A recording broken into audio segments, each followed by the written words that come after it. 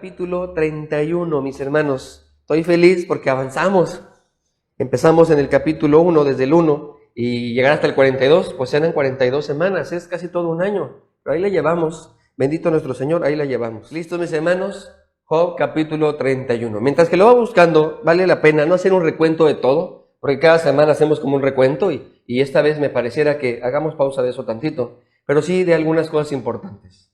Job, nuestro protagonista de esta historia, ha perdido casi todo. Era un millonetas, salía revista Forbes Jerusalén, él le iba muy bien, él era un patriarca, él era consejero de personas, tenía 10 hermosos hijos, pero en un día pierde todos sus bienes, incluyendo a su familia, todos sus hijos, los 10. Su esposa, por supuesto, entra en una crisis, él también entra en una crisis, no saben cómo manejarla, él se mantiene un poco fiel a Dios, ella no, ella como que se abstiene un poco y le dice incluso que niegue de Dios. Job en ese momento dice, no mujer, y le dice feo, Job le habla feo a su esposa, y se ponen ahí como una discusión matrimonial que nos pone aquí la escritura, pero luego llegan 3 amigos, porque Job le empieza a ir peor, le da una enfermedad horrible, se empieza a rascar, le va mal. Resulta que vienen 3 amigos como para ayudarle, para condolerse de él, consolarse, dice la Reina 60, dice condolerse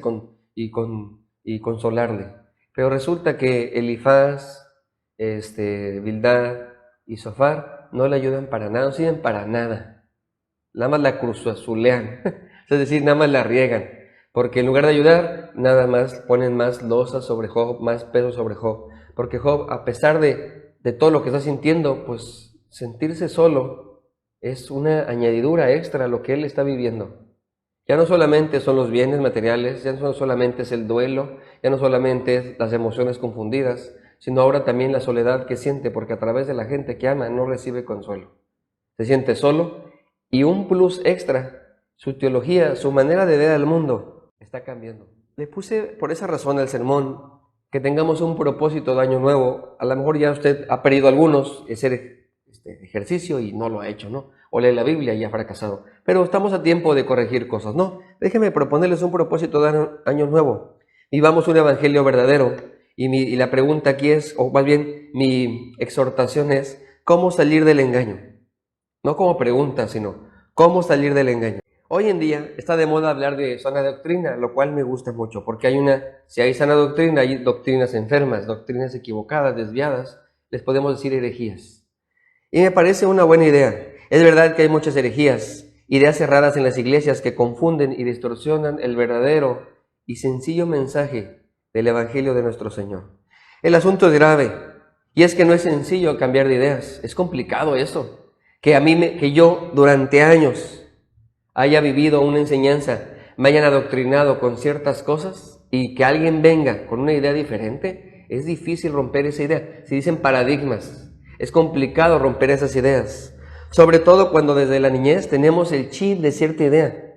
Hemos sido de algún modo adoctrinados con ciertos supuestos.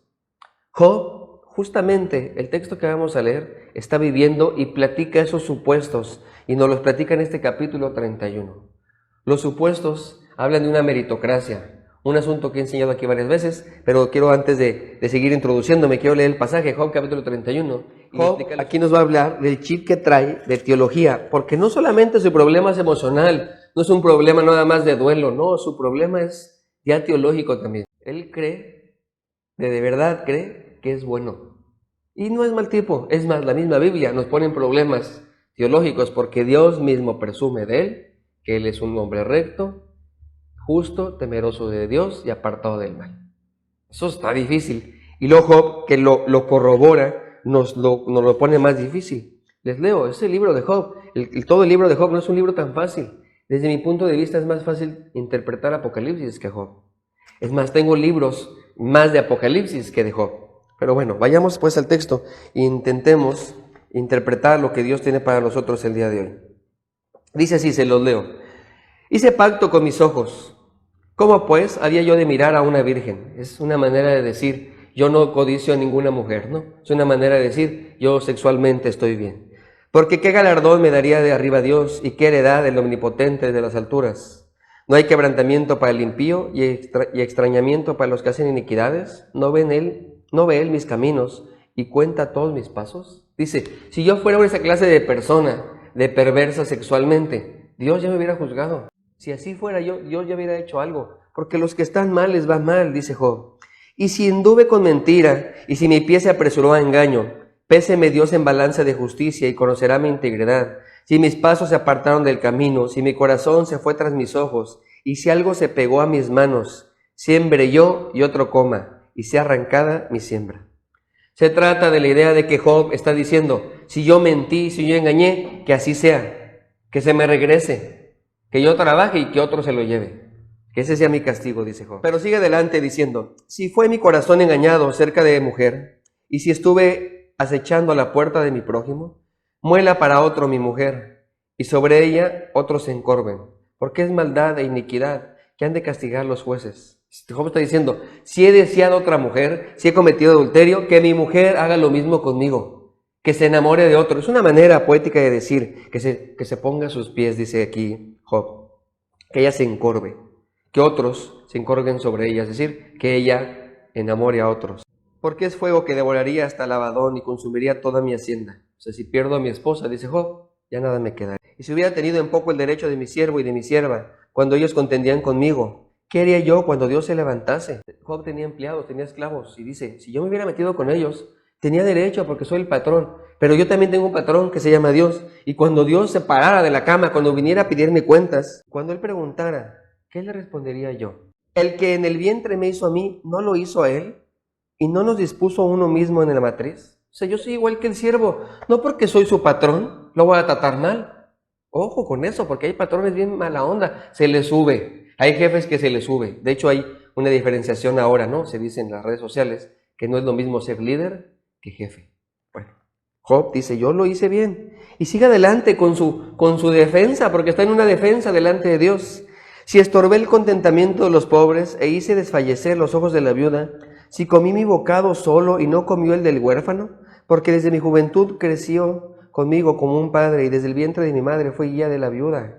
Si he visto que parecía alguno sin vestido y el menesteroso sin abrigo, si no me bendijeron sus lomos y del vellón de mis ovejas se calentaron, si alcé contra el huérfano mi mano y aunque viese que me ayudaran en la puerta, mi espalda se caiga de mi hombro y el hueso de mi brazo se ha quebrado, porque temí el castigo de Dios, contra cuya majestad yo no tendría poder. Y sigue diciendo cosas, yo no me metí con nadie, yo ayudé al pobre, yo ayudé a la viuda, y si no fuese así, que Dios me castigue con esto.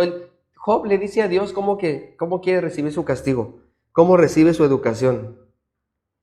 Y sigue todavía defendiéndose Job.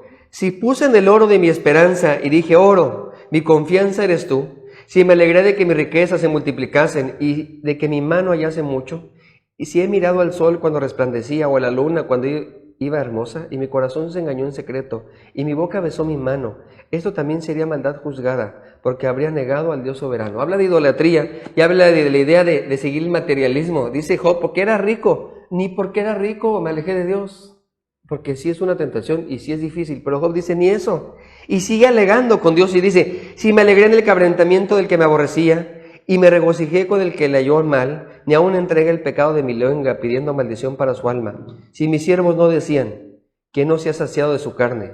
El forastero no pasaba fuera de la noche, en mis puertas abría el caminante. Si encubrí como hombres mis transgresiones, escondiendo en mi seno de mi iniquidad, porque tuve temor de la gran multitud y el menosprecio de las familias, me atemorizó y callé y no salí de mi puerta.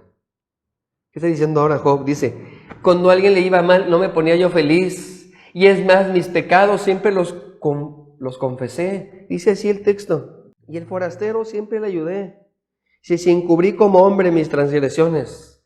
El texto es, si cubrí mis transgresiones como Adán. Es el original así. Como Adán. ¿Se acuerdan que Adán encubrió?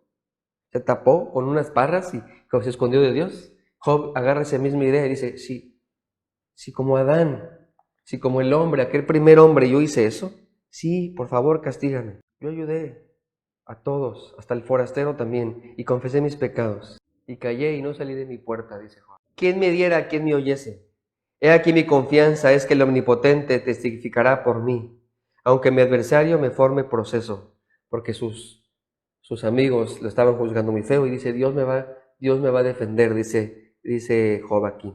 Ciertamente yo lo llevaría sobre mi hombro y me lo ceñiría como una corona. yo le contaría el número de mis pasos y como príncipe me presentaría delante de él. Si mi tierra clama contra mí y lloran todos sus surcos, si comí su sustancia sin dinero o afligí el alma de sus dueños, en lugar de trigo me nazcan abrojos y espinos en lugar de cebada. Bien, ¿qué está pasando? ¿Qué está sucediendo aquí? Sucede que Job pues anda defendiéndose delante de las acusaciones de sus amigos, pero también se anda defendiendo al mismo tiempo de Dios. Dice, me está yendo mal y el problema es que Job cree que debería irle bien. Job ha perdido casi todo, pero lo más complicado desde este texto y según mi opinión es la lucha espiritual que está teniendo. Él ha sido enseñado, como muchos de nosotros, con lo que los teólogos han llamado la meritocracia, con lo que nosotros diríamos coloquialmente el evangelio de obras. Se trata de la idea errónea de ganarnos el cielo, de creer que merecemos algo, como si Dios estuviera en deuda con nosotros. Se ve la cristiandad muchas veces como una fórmula matemática, como una fórmula karmática, como yo me porto bien, o sea, yo hago lo que Dios me dice, yo hago lo que dice este libro, yo vengo a la iglesia, yo me conecto, yo diezmo, yo ofrendo, yo oro, yo ayuno, no sé, porque ayunar soy como otro nivel, no voy a ayunar. Hay mucha mala interpretación con respecto al ayuno, ahorita no voy a meter en eso, pero hay muy mala interpretación. Pero como yo me porto bien, entonces Dios, la fórmula matemática, Dios debe de bendecirme, porque el resultado debería ser una vida próspera. Aunque abiertamente ustedes y yo no predicamos el evangelio de la prosperidad, veladamente está esta idea de merecer o de ganarme el favor de Dios. Se trata de un evangelio falso y peligroso porque nos confunde. Se trata de una mentira que nos han vendido y que, conscientes del engaño o no, muchos de nosotros hemos caído. Y debo de decirlo, salir de las garras del evangelio de las obras no es algo sencillo. Es complicado. Muchas veces ustedes y yo fallamos y creemos que porque fallamos Dios nos está castigando.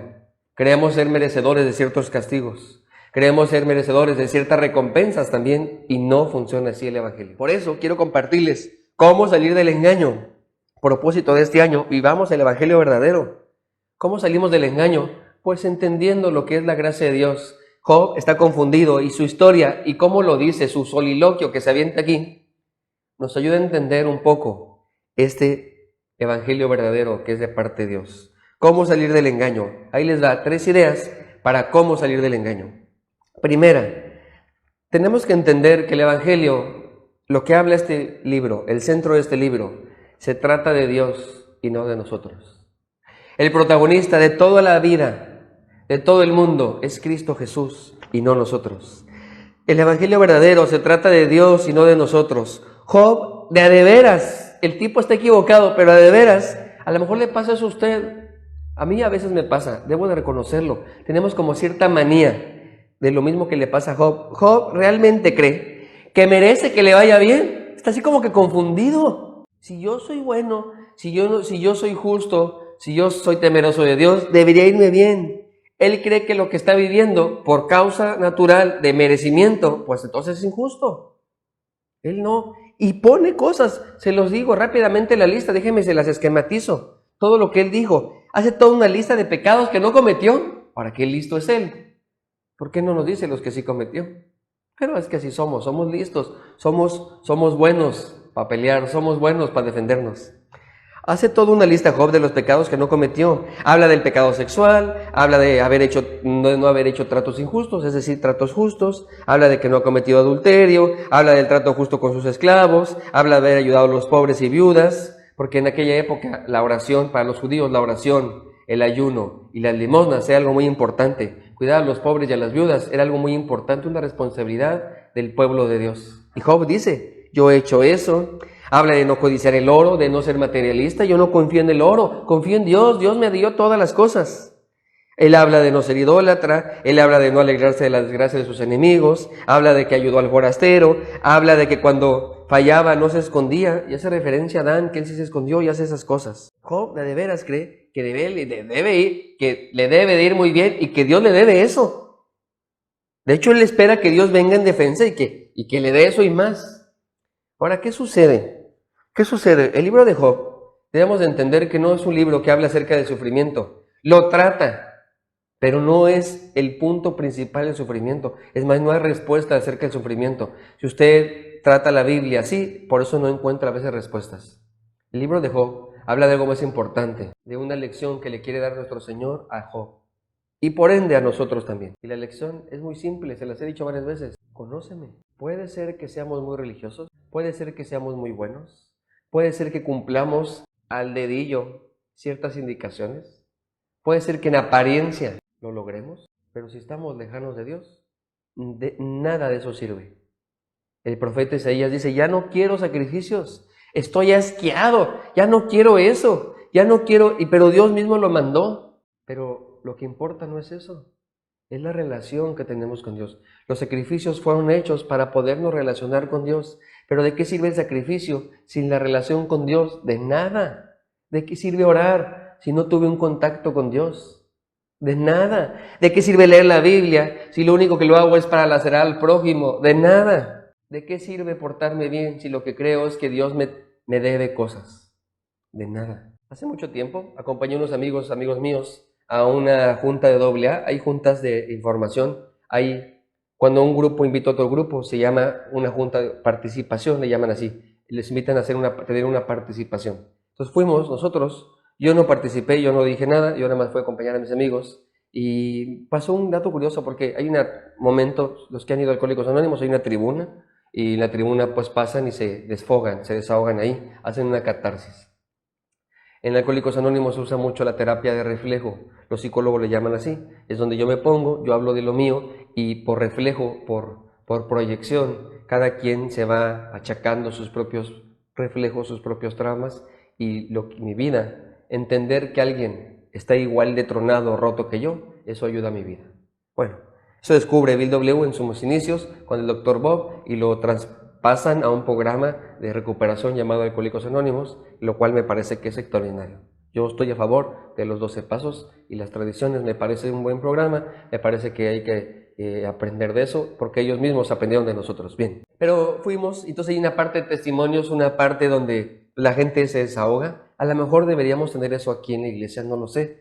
Hace mucho tiempo las iglesias se volvió tradición, se volvió una manera ya muy corriente, no digo corriente del verbo feo, sino corriente del verbo regular, algo muy regular dentro de las iglesias, tener un periodo de testimonio. Se ha quitado, se ha borrado en el transcurso de los tiempos, porque se ha hecho moda, se ha hecho tradición y ya se perdió el motivo. Pero bueno, Alcohólicos Anónimos se pone y empieza un tipo a hablar algo que me pareció extraordinario y aprendí y tomé nota.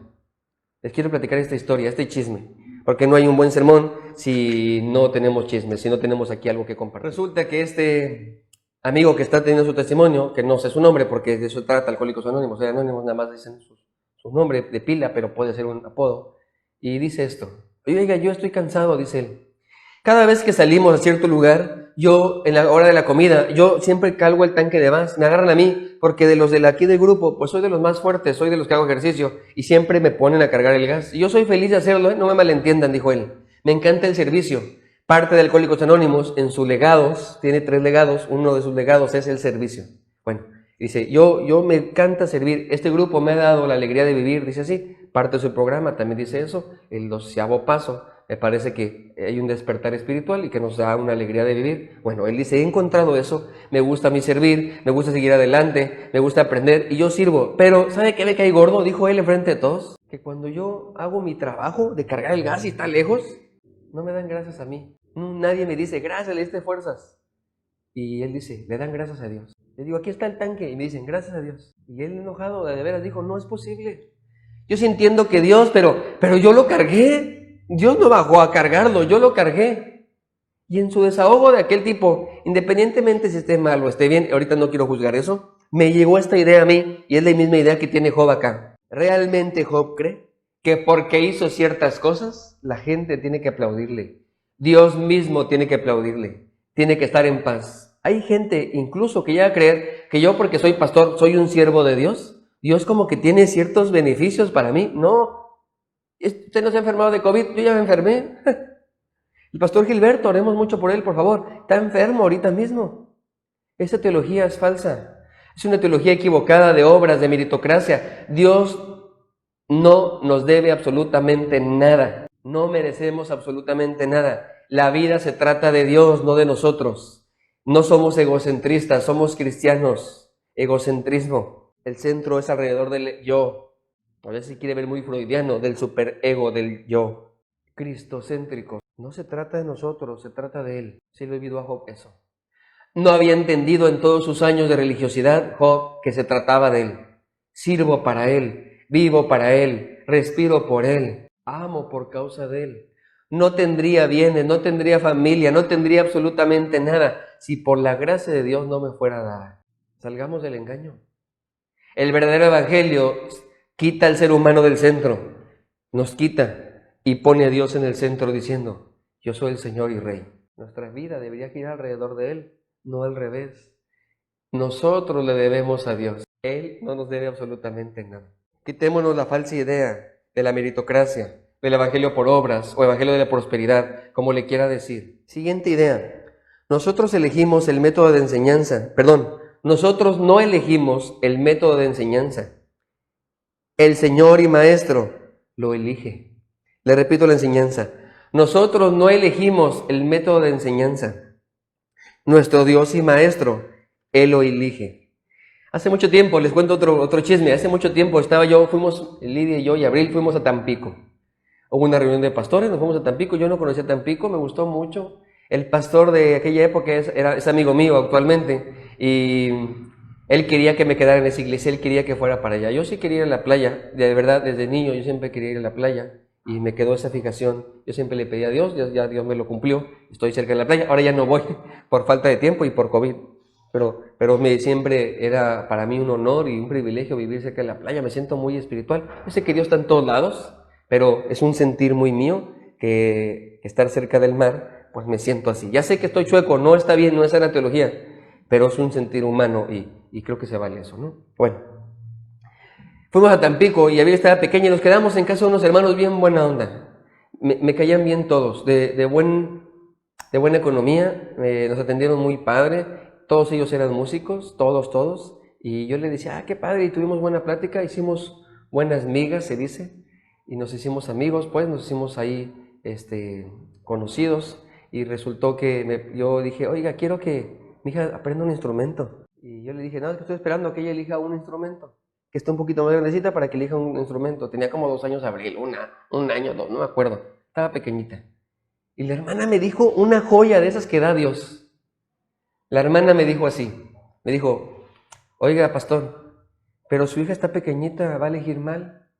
Yo le sugiero, como me he dedicado todo el tiempo a la música, yo le sugiero que usted escoja el instrumento y estoy seguro que en el camino, si quiere cambiar, cambia, pero estoy seguro que se va a enamorar del instrumento que usted elija.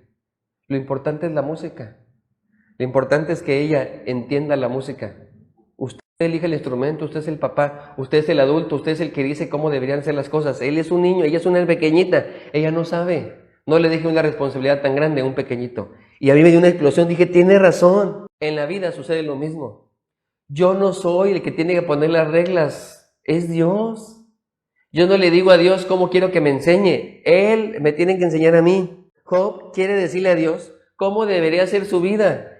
Le pasa diciendo, si hice esto, bueno, pues tú hazme esto. Y si hice esto otro, pues entonces tú castígame así. Y si hice esto de otra manera, diferente, bueno, entonces que lo que coseche no lo coma yo. Le dice cómo hacer a Dios, le dice cómo tener su vida y hasta su castigo.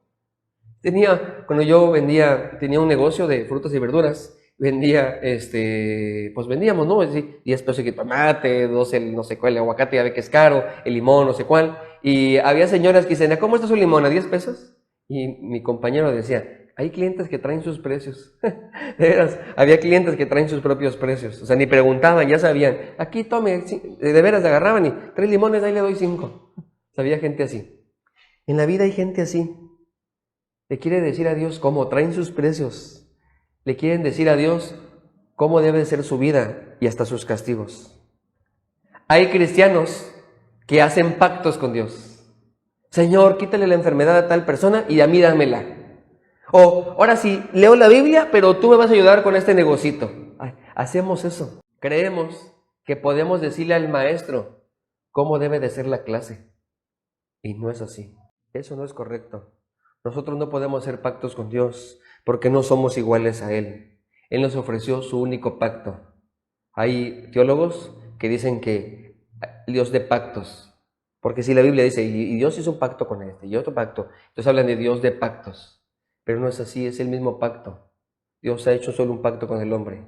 El pacto es este, en resumen, y se ha manifestado, o se ha impartido, se ha revelado de parte de Dios en diferentes momentos. Pero es un solo pacto. Es el mismo pacto renovado. El Nuevo Testamento es el nuevo pacto, se dice así. Pero es una mala traducción, debería decirse el pacto restaurado o el pacto actualizado, renovado. Renovaré una vez más el pacto con ustedes, dice la Escritura, porque es el mismo pacto. Y el pacto, en resumidas cuentas, es este. Es Dios dándonos la mano y diciendo, yo soy Dios. ¿Quieres tú seguirme? Yo soy Dios. Yo soy el yo soy. ¿Quieres seguirme? Ese es el pacto. Confianza en Dios. A grandes rasgos podríamos definirlo más y podríamos ponernos muy teólogos, pero para uso de este sermón y no alargarnos por respeto al tiempo, yo soy tu Dios. ¿Quieres seguirme? La respuesta que tenemos que decir es sí y ya. No podemos hacer pactos con Dios. Él es el único Dios soberano. No tenemos el derecho, Él es el maestro, Él es el sabio. Lo único que podemos responder es sí o no a su pregunta, ¿me sigues? Así que Él nos va a enseñar como el maestro.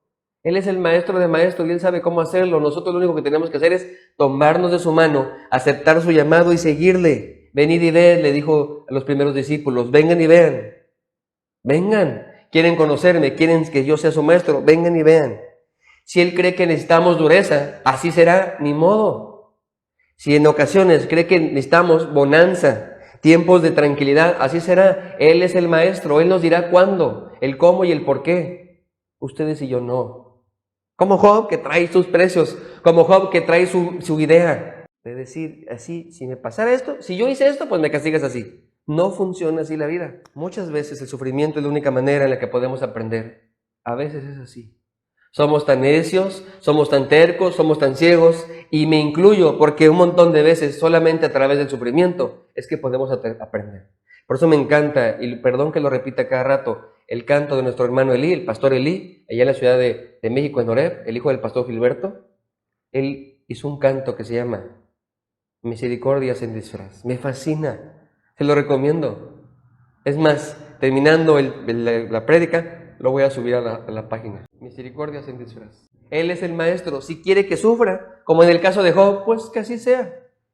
Sí duele. Y yo digo que sí se vale pelear, y sí se vale renegar, y se vale preguntarle a Dios por qué. Porque mismo Jesucristo preguntó por qué. Porque hay predicadores, no le preguntes a Dios por qué, pregúntale para qué. Muy espiritualoides, hay gente así. Me cae gordo ese cristiano que cree que todo lo puede, que nunca le va a pasar absolutamente nada. Pero se olvida que el Señor y Maestro que seguimos, Él nos enseñó a preguntar por qué. ¿Por qué me has abandonado, Dios? Que Él es Dios y yo no soy mayor que Dios. Claro que le puedo preguntar por qué. Se vale. Lo que no se vale es alejarse de Él. Lo que no se vale es decirle a Él lo que tiene que hacer cuando es totalmente lo contrario. Se trata, dijimos, la primera enseñanza de Dios, de Cristo y no de nosotros. El método no lo elegimos nosotros, sino el maestro de maestros elige cómo es el método. Si quiere que suframos, que así sea. Si es la única manera de que aprenda, que así sea. Pero si es momento de bonanza, pues que así sea también. Hay que aprender en todo. Muchas veces somos muy necios, estamos tan ciegos que la llave para abrir nuestro corazón y mente es el dolor. Y Dios no está contento de hacer eso, estoy seguro, pero lo hace porque sabe que es lo que necesitamos. Confiemos en su enseñanza, confiemos en su sabiduría y no en la nuestra. Y por último, porque estoy en la idea aquí de un evangelio verdadero, cómo salir del engaño es entendiendo, comprendiendo que no se trata de nosotros, se trata de Dios, de Jesucristo. Nosotros no elegimos el método, lo elige Él, por favor entendamos eso. Y por último, se trata de la gracia de Dios y no de obras. Algo que he enseñado mucho, pero me gustaría otra vez platicárselas con esta historia. Se trata de una historia, creo que es ficticia, no lo sé, pero me gusta mucho para ejemplificar la gracia. Tengo algunas historias que he compartido. La del rey, he compartido la del hombre que se sube a un edificio que está lleno se quema para salvar a un jovencito que ya lo dan por muerto los bomberos y no quieren salvarlo, y ese se avienta y lo salva. Les he platicado ese de la gracia. Les he platicado de la gracia de aquel hombre que murió su hijo y él va a la cárcel a ver qué sucedió con el maleante. He platicado acerca de la gracia, pero déjenme platicarles una más que me gusta bastante. Estaba muy mal un padre que tenía mucho dinero, mucho dinero, era millonario, billonario, de esos mucho, y nunca se le va a acabar este dinero, ni en la siguiente vida, ni en la que le sigue. No creemos en la reencarnación, pero por decirlo de alguna manera. Y resulta que este amigo millonario era listo y le dijo a su hijo, hijo, me gustaría que recibieras la herencia si quieres, porque yo sé que no la vas a hacer, yo te conozco, ¿cómo eres? No eres responsable, no te pones las pilas, siempre fallas. El hijo se enojaba y le decía, papá, nunca confías en mí, siempre crees lo peor de mí. Y le dijo, está bien, voy a recibir tu dinero. Pues claro, no era tonto. Y el papá le dio dinero y le dijo así, es la última vez que te vuelvo a dar dinero.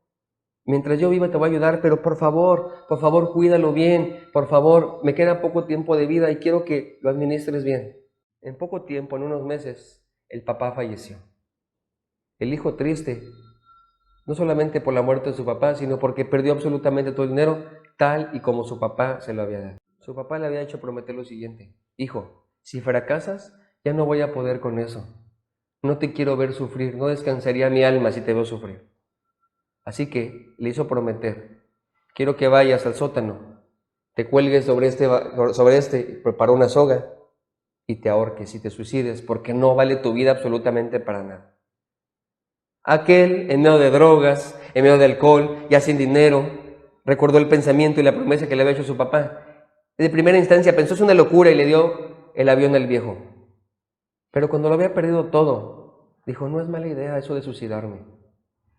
Y fue a la casa de su papá, fue a aquel sótano, vio la soga, vio aquel madero, subió la silla, se puso la soga en el cuello, tiró la silla y estaba dispuesto a morir. Resulta que el madero se rompió en dos. Aquel tipo cayó de sentón, se lastimó un poco, pero cuando cayó y se rompió el madero, salió un montón de billetes volando.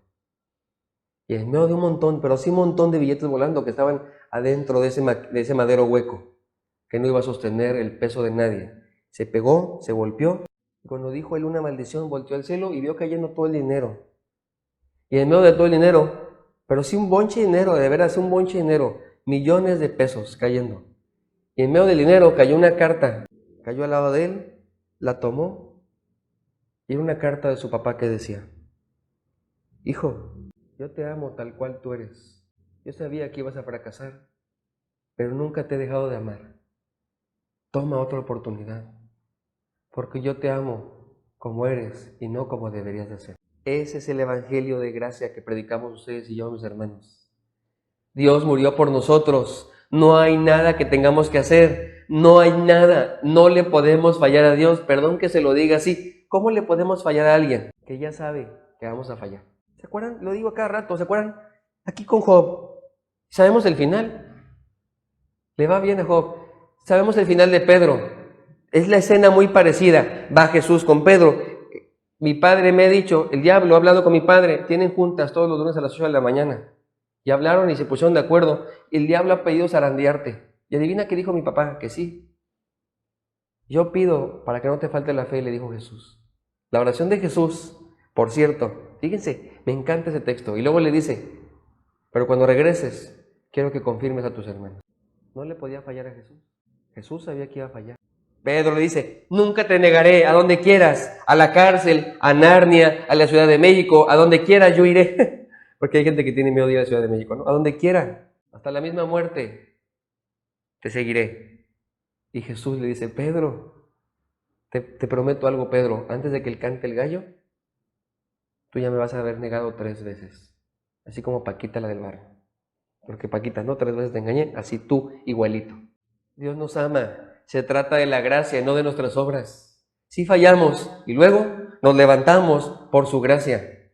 No nos quedamos ahí en el lodazal, no hacemos angelitos de pecado, no, nos sacudimos, perdóname Señor, ya sabes cómo soy, pero gracias por tu amor y gracias por darme otra oportunidad, esta vez la aprovecharé. El amor de nuestro Dios no se puede medir, es inmesurable.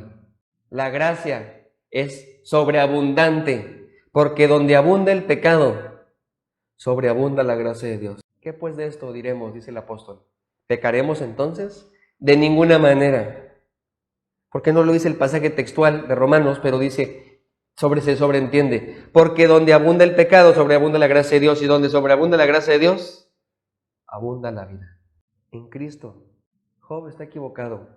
Job tiene un evangelio falso. Lo va a aprender hasta el final. Al final va a reconocer que de a oídas te había oído, Dios, pero ahora te conozco, mis ojos te ven. Y como poeta dice, mas ahora mis ojos te ven, porque reconozco que tú eres mi Señor. Y ahora sí, Job empieza a vivir bien.